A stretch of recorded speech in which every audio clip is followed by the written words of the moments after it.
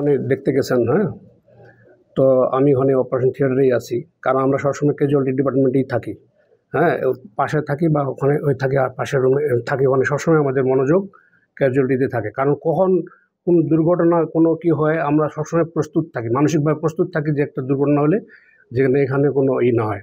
গত আমি 2000, ওখানে লেখা আছে দেখেন, 2023, আপনার 23-এর কত তারিখে দেখেন তো লেখাটা, তারিখটা 16 তারিখ থেকে আছে, 16/8/2023 থেকে আমি আসি। এই পর্যন্ত কোনো দুর্ঘটনা বা কোনো কিছু কেউ কারো মিসবিহেভ করছে বা ক্যাজুয়ালিটিতে ভাঙচুর হয়েছে বা কোনো কিছু এরকম হয়নি। আমি খুব সুষ্ঠুভাবেই পরিচালনা করতেছি। আমাদের পরিচালক স্যার এবং আমাদের মানে সহকারী পরিচালক স্যার এবং ডেপুটি ডিরেক্টর স্যার এনাদের মানে তত্ত্বাবধানে আমরা খুব সুন্দরভাবেই চালাচ্ছি। এখন স্বল্প পরিসরে আমরা যতটুকু সম্ভাবনা ততটুকুই, এবং আমরা আলোচনা করতেছি যে ক্যাজুয়ালিটি ডিপার্টমেন্টের আমি কয়েকদিন আগে স্যারদের সাথে আলোচনা করছি, ওনারাও উদ্যোগী যে আমরা এটা আরও আপগ্রেড করে এখানে মানে যেন আরও উন্নতর সেবা দেওয়া যায়, এরকম আমরা করি। আমরা এই অ্যানেস্থেসিয়া মেশিন আমাদের অ্যাভেলেবেল না। আমি চাইছিলাম এক মানে অনুষ্ঠানে ওই পরিচালক স্যারের সাথে আমার আলোচনা হয়েছিল যে উনি ওটার ব্যবস্থা নেওয়ার কথা বলছেন। ওটা হলে আমরা অ্যানেস্থেসিয়ার লোক কলেজ থাকলে আমরা আরও ভালো উন্নত সেবার এটা এরকম মানসিকতা পোষণ করি যে এরকম আমরা করতাম, চিন্তাভাবনা আমাদের এরকম আছে। এখন উনি আসে, উনি টেবিল নাই কি না কি এটা বলার জন্য আমি 3বার করে ওনাকে নাম বলার পরেও উনি আমাকে মানে তুচ্ছ তাচ্ছিল্যভাবে মানে বলতেছেন। আমার কিন্তু চাকরি বেশি দিন নাই, আমি মানে আর 1 বছর পরেই আমি পিআরএলে চলে যাব, কারণ আমি অনেক সিনিয়র। 2013-তে আমি এমএস করছি, আমাকে 2025-এ অ্যাসিস্ট্যান্ট প্রফেসর বানাইলো। আমি জেনারেল সার্জারিতে যদি এমএস করা থাকে, এখন আমি জেনারেল সার্জারিতে অপারেশন থিয়েটারে আমি মানে ভিতরে হাসপাতালের ভিতরে কোনো অপারেশন করার এখন আমার সৌভাগ্য হয়নি বা দুর্ভাগ্য হয়নি, যেটাই হোক। আমাদের যে এই যে আমার প্রেক্ষাপটটা, এটার জন্য দায়ী আমি মনে করি যে কর্তৃপক্ষের অবহেলা। মানে আমাদের এরকম করে আরও ম্যান পাওয়ার আছে যেগুলো আমরা কাজে লাগাতে ব্যর্থ, যে আমাদের সঠিক লোককে সঠিক জায়গায় কাজে আমরা দিতে পারি না। আমার গাইনি ডিপার্টমেন্টের ডাক্তার এখানে আবার জেনারেল এখানে আসে, তার উচিত গাইনি ডিপার্টমেন্টে কাজ করা। এইগুলো মিসম্যানেজমেন্ট যে পোস্টিংয়ের নামে, এগুলো আমি দেখি যে আমার মানে আসলে মানে কি বলবো, স্বাস্থ্য সেবাটা পুরাটাই একটা করে উদ্ভট উটের পিঠে চলতেছে এরকম মনে হয় আমার কাছে। হ্যাঁ, যে আমি সাব সেন্টার থেকে এ পর্যন্ত উঠে আসছি, সাব সেন্টারে দেখি যে কোনো ওষুধপত্র চুরি হয়ে যায়। টিএইচএ সিভিল সার্জন থেকে এরা ঠিকমতো দায়িত্ব পালন করে না, যে কোনো কাজ করতে গেলে পয়সা দিতে হয়, সব জায়গায় দুর্নীতি। এইসব চিন্তাভাবনা করে আমার চিন্তা করতে আমার আসলে কাজ করার আর মানসিকতাই নাই। আমি সাসপেনশন চাই, আমি সাসপেন্ড করতে, আমি সরকারি চাকরি করতে চাই না। আর আমার মানে এদের মানে চালানোর মতো মন মানসিকতা নাই। এই মানে স্বাস্থ্যসেবাটা পুরোটাই একটা উদ্ভট ইয়াতে চলতেছে।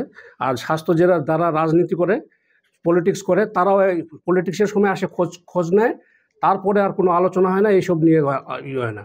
আর গবেষণা এই দেশে সঠিকভাবে হয় না, ওইটা ফলস, একটা নীলক্ষেতের জায়গায়, নীলক্ষেতে ওখানে সবাই রিসার্চ পেপার জমা দিয়ে এগুলো করে, সত্যিকারের কোনো রিসার্চই হয় না, সম্পূর্ণটাই একটা ভ্রান্তির মধ্যে চলতেছে স্বাস্থ্যসেবা। এই জন্য আমি এগুলো খুব ত্যক্ত বিরক্ত, এবং এই লোকের ব্যবহার আরও আমি গুরুজনের মতো মনে করছিলাম যে আমাদেরকে গাইডলাইন দিবে। উনি আসে বলে যে এটা কি সেটা কি, এই মানে টুল কেন নাই এটা ব্যাপার। উনি বলছে আপনার কী কী দরকার, উনি যদি বলতো তাহলে আমি বলতাম যে স্যার আমাদের এরকম আরও এরকম দরকার, এরকম সমস্যা হলে আমরা আরও আপগ্রেডেডভাবে কাজটা করতে পারি।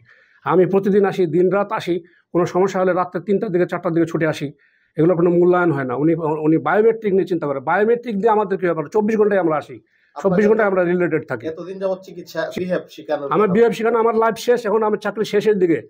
আজকে আমার ফ্রেন্ডরা সবগুলো প্রফেসর হয়ে গেছে বিভিন্ন সেক্টরে, আমার বিভিন্ন কারণে হয়নি। আমি ট্রেনিং পোস্ট পাইতে 5 বছর দেরি করা লাগছে আমাকে, ট্রেনিং পোস্ট পাইতে 5 বছর দেরি করতে হয়েছে আমাকে। যে এগুলো ডিজি অফিসে, আমার ডিজি অফিসে ডিজি দেখায় কি যে ট্রেনিং আপনি যান, নেতাকে ধরে ট্রেনিং পোস্ট নেন, এই ধরনের কথাবার্তা ডিজি অফিস থেকে আমরা শুনতে হয়।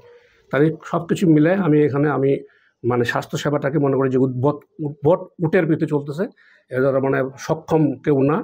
আমি এই জন্য আমার চাকরি, আমার সাসপেনশন হলে আমি খুশি হই। ধন্যবাদ স্যার। আজকে তো উনি বিভিন্ন বিষয় শুরু করে দিল, এক পর্যায়ে বললো যে হ্যাঁ, কথা দিয়ে উনি 2বার, উনি প্রথম দিন উদ্বোধনের করার কথা ছিল এবং শেষের দিকে ওই দিনও আসেননি, এবং হলো যে এখন আসে যে উনি শিক্ষিত এবং প্রফেসর মানুষ, ওনার ব্যবহার হবে গাইডলাইন দেওয়ার মতো, বলতে পারে যে আপনারা এইগুলা কেন এগুলো তো আপনি দেখতে পারেন, আমরা সম্মানে ওনাকে ইয়ে করবো, রেসপেক্ট করবো। হ্যাঁ, যে আমাদের তো ভুল ত্রুটি থাকতেই পারে। এখানকার গাইডলাইনে উনি হলো সারা দেশের স্বাস্থ্যসেবাটা দেখে, আর আমরা তো একটা ক্যাজুয়ালিটি ডিপার্টমেন্টে আমরা দেখি। তারপরে আমাদের কী সমস্যা হলো তো উনি জিজ্ঞাসা না করে ডাইরেক্ট উনি ওইটা বললো। উনি টেবিলটা আজকে হলো দেখাচ্ছে, ওই বোধহয় কত আগে থেকে আছে, আমার আসার আগে থেকে টেবিল ওখানে আছে।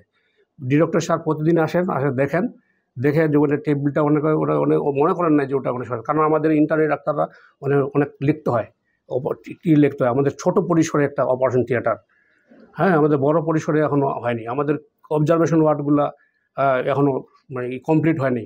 সব কিছু মিলে আমাদের ডাক্তারদের বসার জায়গা নেই। ডাক্তার আমরা কোথায় বসবো ওইরকম ডাক্তার আমরা ওখানে সাফিসিয়েন্ট প্লেস নাই, একই রুমে সব ডাক্তার বসে, বাথরুম নাই ওখানে থাকার ডাক্তারদের, তাদের ক্রাইসিস। এই সমস্যাগুলো আমরা সমস্যা মনে করি না, এগুলো আমরা তারপর আমরা চেপে রেখে কাজ করি, যেগুলো আমরা না, আমাদের তো দেশে গরিব, আমাদের দেশে ওইভাবে আমরা চিন্তা ভাবনা করে কাজ করি। হ্যাঁ, সুতরাং এটা আমি মনে করি না যে আমরা কোনো লোকজনের সাথে খারাপ ব্যবহার করি। লোকজনের সাথে যদি খারাপ ব্যবহার করি, আমি চিকিৎসা জীবনের শেষ পর্যায়ে আসছি, এ পর্যন্ত কেউ কোনো বলতে পারবে না যে কোনো জনগণ যে আমি কোনো রোগীর সাথে খারাপ ব্যবহার করছি। আমি ছোট হইতে বড় হইতে সবাইকে তার প্রাপ্য সম্মানটা দিয়েই আমি চিকিৎসা শুরু করি, সালাম দিয়েই আমি চিকিৎসা শুরু করি। ওনার তো দরকার ছিল এই বিষয়গুলো, কিন্তু উনি কি করলো, আয়সা চড়াও হয়ে ওটা ওনার পরে নির্ভর করে, আমি ওটা করবো, বেশি মন্তব্য করবো না। হ্যাঁ, ওনার ব্যাপারে আমি মন্তব্য করতে মানে ও পারব।